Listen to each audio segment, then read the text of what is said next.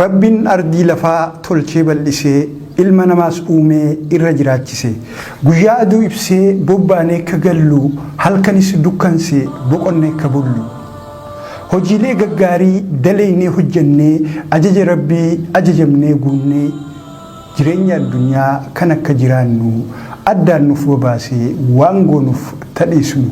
kan irraa dhorkamuu qabnu gargar baasee tannuuf hayyamamtes hundumaa nuuf ibsee tola hangan qabne gaaroomina guddaa gooytaan nuuf tolee nuuf ta'e akka hunda nummoo qananiisaa ofirra wallaallee daantiin taane hordofnee deemne karaa malee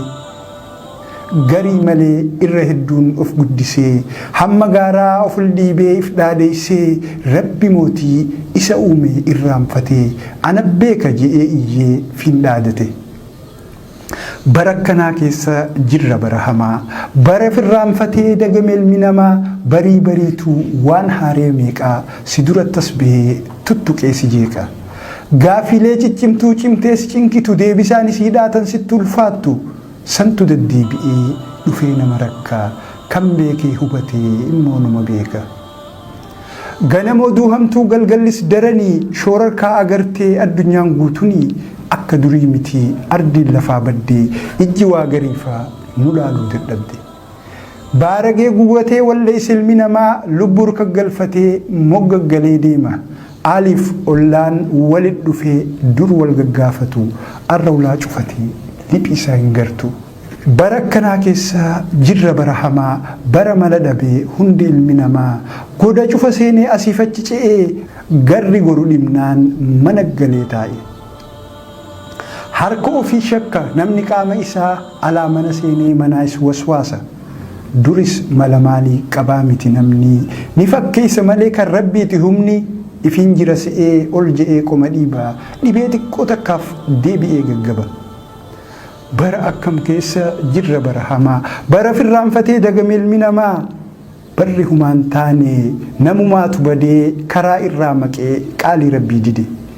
osuma beekuu wallaaleef dagatee osuma dhagayuu gurra isaa cufate badii baay'iseetii guyyuma guyyaanii namni qullaa yaa'e fixatee qaanii duruuffata muree cicciratee deemaa ar'a sanuu haree of duwwise qaama jallatee hammaatee achi kutuu keessaa nyaachuu eegalee ilmi namaa bineensa kan Rabbiin dhoorgee makhluuqa balfamaa bakka qalma isaaniitti santu qaqqalama tuncufti baay'attee bal'attee facaanaan akka walii oliin namni walis miinaan dallansuun Rabbii addunyatti buutee adii fi gurraachas huutee galaafatte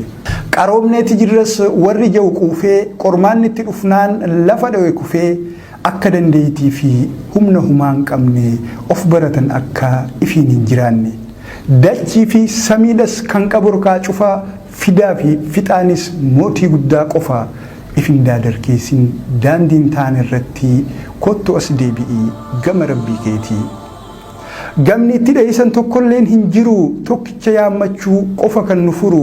badiif haala badaa irraa as deebinee Rabbi haa kadhannu harka ol qabannee araara kee feenaa yaa Rabbi nuuf dhiisi tan dabarte nurra dabrii fuulduras nu tiisi kan garaan jabaanne jabaa hundaa olii akka keenya laalin dirmadhu nu gaali